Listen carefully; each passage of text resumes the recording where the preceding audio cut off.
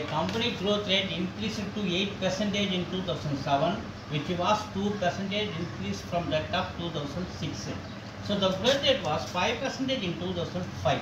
So what was the percentage increase in growth rate from 2005 to 2006? நல்லா கவனிங்க, 3 year கொடுக்குறாங்க, 2005, 2006, 2007.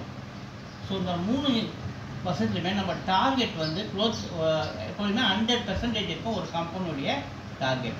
So அவங்க என்ன சொல்கிறாங்க, company growth rate increase to 8% in 2007. So இது 8% ஆட் ஆகுது.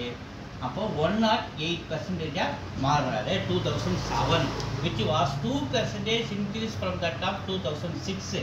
அப்போ 2006 விட இது 2% அதிகம்னு சொல்லும் போது அப்போ இது 106% ஆயிருக்கும் இல்லையா. அப்போ இது கூட 100 + 6 106% மாறுறாரு. So 5% in 2005. அப்போ 2005ல் 5% இருக்குதுன்னா growth rate 100 + 5 105%. அவங்க என்ன கேட்குறாங்க, what was percentage increase in growth rate from 2005 to 2006? So 2005க்கும் 2006க்கும் ரெண்டுக்கும் இடைப்பட்ட பெர்சன்டேஜ் இன்க்ரீஸ் எவ்வளோ, க்ரோத் ரேட் இன்க்ரீஸ் பாருங்கள். 2006ல் 106, இங்கே 105. ஸோ ரெண்டுத்துக்கும் உள்ள க்ரோத் ரேட் 106லேருந்து 105 நம்ம மைனஸ் பண்ணால் 1% க்ரோத் ரேட். க்ரோத் ரேட் எவ்வளோ, 1% 2 is